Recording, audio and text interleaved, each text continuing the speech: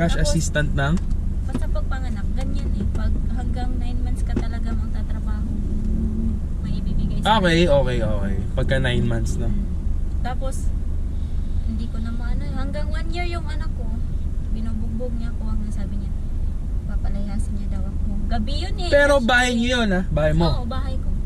But, Bahay ko yun. Pero para sa anak ko, ibigay ko yun sa kanya. kumbaga love. Oo. Love hurts, gusto, no? Gusto ko sana na ano eh, kasi yung mama niya eh, walang bahay, ganun. Parang Kumbaga walang gusto mo bahay. siyang kupkupin. Oo. Okay. Lahat ng plano sa akin kasi matanda ako ng 3 taon. So, ibig sabihin mas bata sa iyo yun. Oo. Ngayon Kumbaga nasa ikaw 24 pa siya. ikaw nagko-command sa kanya kasi Oo. siya yung, kumbaga parang ano siya, nasa bahay lang.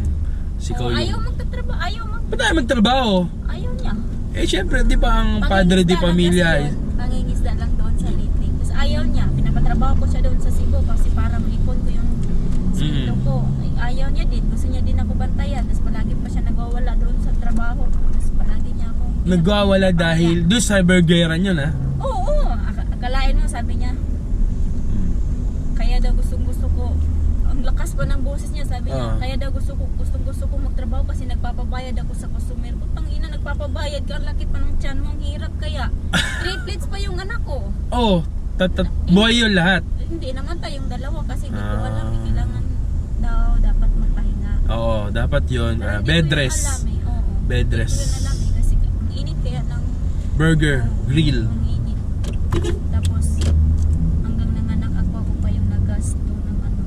Kasi lahat ng mga ano, may bilhin naman ako pero may ano din ba? Oo. May, Kaso magkano lang ang sahod nun?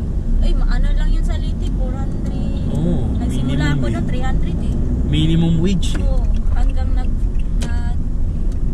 495. So ayaw niyang puro selos ang ginagawa. Tapos kada sahod ng sahod, bibili ako ng mga materyales sa bahay.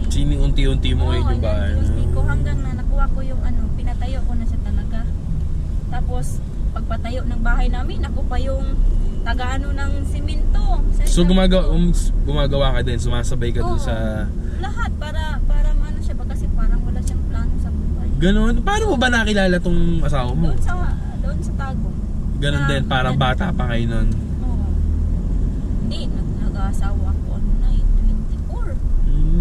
Nanganak ako 26. 24. Ibig sabihin, 2 taon lang buntis ka na. Or 1 taon lang kasi 9 months mo dadalhin eh. Oo. Parang... Tapos, yun, sabi niya, pinapahiya niya ako sa ano niya, sa kaibigan niya. Okay. Papalayasin niya daw ako, wala daw ako makuha kahit anak ko. Gusto niya lang daw yung anak ko, wala daw siya gusto sa akin. Oo, ganon. Ang sabi ko, palagi Talaga niya- nire-real talk ka, Oo, ganon. oo. Tapos, ang sakit kaya nun, pinapahiya ka sa mga, sa Oo. mga tao. Binubugbog niya pa. Baka naman kasi binubulyawan mo siya pagka... Hindi. Ang sabi ko lang sa kanya, kasi pag malasing siya, ganyan. Okay. Parang wala na siyang, yung ikakasaya niyang ikakahiya ko. Kahit hindi ko ginagawa, kahit sa mga kaibigan niya, nagsisilo siya. Ganun. Kahit mismo sa kaibigan niya, Oo. pinagseselosan. Tapos dati, Kumbaga, obsessed, tinututukan niya no? ako ng kutsilyo kasi papatay niya ako kasi wala daw akong mga kamag-anak doon sa Leyte, ganun. Yung sobrang, ang lahat ng sakit ba, parang, Obsessed na, kumbaga, obsessed na sa hindi mo siya iwan, ganon. oo. Tapos, ang pinakaayaw ko sana, kaya hindi ko siya iniiwan. Yung ayaw ko yung broken family kami. Oo, sa kami mata- na sa mata, no? magka-family. Kasi kami kasi dati, yung mama tsaka yung papa ko, hiwalay. Broken na, kumbaga ayaw mo nang maranasan ng anak mo Oo. yun. Yun. Sabi ng mga, kahit yung mga auntie niya, sabi bakit daw hindi ko siya hiwalayan. Yun, ginawa ko hanggang na, parang hindi ko na talaga kaya. Pinapalayas niya ako, alas 7, wala akong cellphone. Yung 2 kong cellphone, nandun sa kanya. Bilin ko. Ako pa yung bumili nun. Sige, sa'yo na yan. Dalhin ko lang lahat ng mga yung mga requirements ko. Tapos, naglakad ako, parang walang patutunguhan. Saan? Dito sa may paalis sa inyo? Oo, paalis sa amin. Eh yung anak mo, Andun sa kanya. Ay, ayaw niya yan sa ayaw niya ibigay. Pero hanggang ngayon, Wala nasa kanya akong pa. pera, oo. Wala akong Eh, pera. paano yun? Kinuha niya yung pera ko dati. Hindi, ibig sabihin hanggang ngayon, nandun pa rin yung anak mo. Oo, andun. Pero may communication kami para na lang sa anak namin kasi nag-aasawa na siya. Nag-asawa na rin. Kumbaga, ano na rin siya, parang... Ay, nagbago na siya Nagbago na. Gusto niya May pagbalikan. May jowa ko dito. Pero parang wala akong gano'ng mag-asawa. Gusto ko pang Career muna. Pero ano naman, mas mabait naman siya. Ano na kami, magwa 1 year na. Dito rin sa Manila. Oo. Eh, magkikita kami ngayon. Tapos bukas, yung ate ko, nandun din siya sa Mabini. Doon ako matutulog hanggang flight.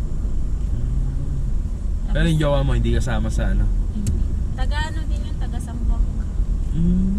Sabi ng ex ko, gusto niya daw ano daw. Balikan kayo? Magbalikan. Oh, Sabi syempre ko, hindi ka naman nagpauto. Hindi talaga. Sabi ko sa kanya, hindi na talaga ako babalik sa iyo kasi ayaw ko na maranasan yung naranasan. Grabing trauma, At no? saka yung family ko, tinago niya ako doon.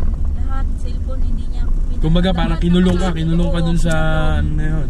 lahat ng mga ate ko, binablock niya sa Facebook. Ayon, yung Facebook ko, open niya. Yung ganun. Kasi ang hirap pag ganyan. Yung parang wala kang freedom ba? Dapat kahit may asawa, may communicates ba sa family? Ganun. Oo. Ang hirap kaya pag ano, sobrang boring, hindi mo kano-ano doon. Yung Di mga balik kung kapitbahay mo. di balik kung ikaw ang binubuhay. Oo. Di ba? Kunyari, parang asawa ng mga congressman, mga politiko. Yung mga artista na yon or celebrity na yon, kinukulong nila hindi naman kinukulong, kumbaga diyan ka lang sa Ay, bahay. yun. Pero lahat yung bigay. Oo. Pero ang sa akin, ang hirap kaya parang ako na yung padre di pamilya. Yun nga lang. Kalain mo, timbang ko dito pagdating sa Maynila ng 41. Ngayon, timbang ko ngayon 51. Sabi ko, ang ano na pala, no, kasi palagi ako umiiyak. Stress out, burn out, tawag doon. Kumbaga, nung nakaluwas ka, dun na gumaang yung pakiramdam mo. No? Pinupost pa niya ako sa Facebook. Bakit? Ano naman daw, post? Ako daw, pinapahiya, lahat. Lahat ng way. Oo. Yung mukha ko talaga, pinupost niya na ito yung babae dito sa dito daw sa Manila daw. Nagahan daw ako dito ng Okay. Tapos pag magpapadala ko doon ng pera, dati sa Mandaluyong, yung sahod ko doon 7,000. Kasi no choice ako, wala akong ibang manual. Okay. Kasi hindi ako nakapag-apply, hindi ako nakatuloy nag-apply ng abroad kasi di ba dati yung national ID yun, nag-shutdown yung system. Naalala mo yun? Nagmeron ako Yun. nun, kaso mali nga lang yung letter. Oh, yun. Kaya hindi ako kasi yung postal ko expired na, tapos yung postal daw sa amin nasunog. Hindi Makapag-print. Pero ngayon, okay na, may na ako lahat. SSS, PhilHealth, yan, mga government ID. Hindi ko naman basa-basa. Yung SSS din, hindi din sabay din sa postal hindi din sila mag-print ng ID.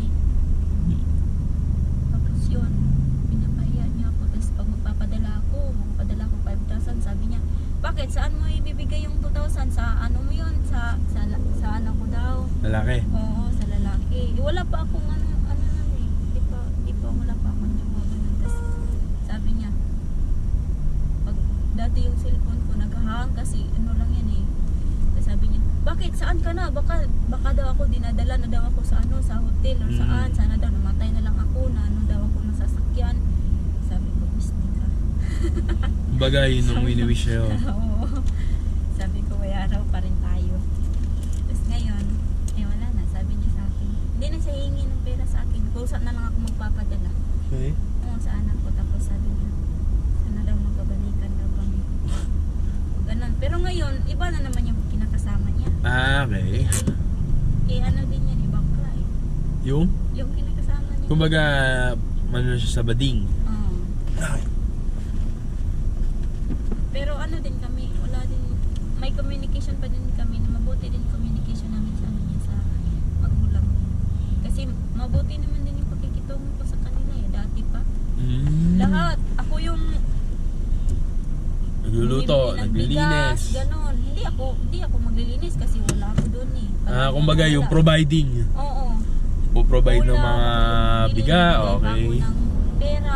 Pangkain, pang-basic needs, no? Yung mga anak nila, ako yung bibili ng mga notebook, ganon, lahat. Kumbaga, tiya-tiya ka talaga, tiya-tiya ng mga, pamangkin. Kaya nga, sabi kapag magpapadala ko doon ng pambili ng damit, hindi pera. Okay. May Lazada ako yung order doon, hindi pa pa-deliver. Kaya magkano. Kasi pag pera, kompleto sila eh. May sugal, inom, ganun. Lahat, nandun sa kanila. Kaya dati pag magpapadala ako, wala na. Inangutang na nila bago pa dumating yung pera. Ubus na. Bayad na lang. Kasi, palagi. De, buti ngayon, natigil na yung mga ganong incident, mga ganong paghihirap. Kumbaga, pera mo na ngayon. Oh.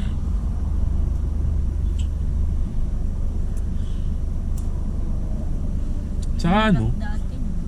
saka ano din ng pag-abroad eh. Mahirap din naman. Pag nasanay ka na, parang yun na yung magiging sagot mo sa lahat ng problema mo. Like, panyari, nagbakasyon ka dito. Nakadalawang taon ka, di ba? Nyari, nakabakasyon ka. Parang pag wala ka ng pera, gusto mo na ulit bumalik na yung ibang bansa. Ganon. Pero sa una, talaga matatakot ka. Dahil ako, nung umalis ako, parang feeling ko, bebenta ako eh. Oo. Ganon ang feeling mo kasi. Dahil wala ka sa sarili mong bansa, then hindi mo kilala yung mga lahat ng tao doon. Iba yung kultura nila, iba yung pananalitaan nila. So nung time na yon, nag-pray na lang ako kay God noon na sana ikaw na bahala sa akin, dalin mo ako sa tama. Kasi pagdating mo doon, paglapag mo, ako paglapag ko ng Bahrain, medyo uminit yung pakiramdam ko eh. Parang iniwan sa, kunyari, parang kang bata na iniwan sa ibang lugar na na walang biglang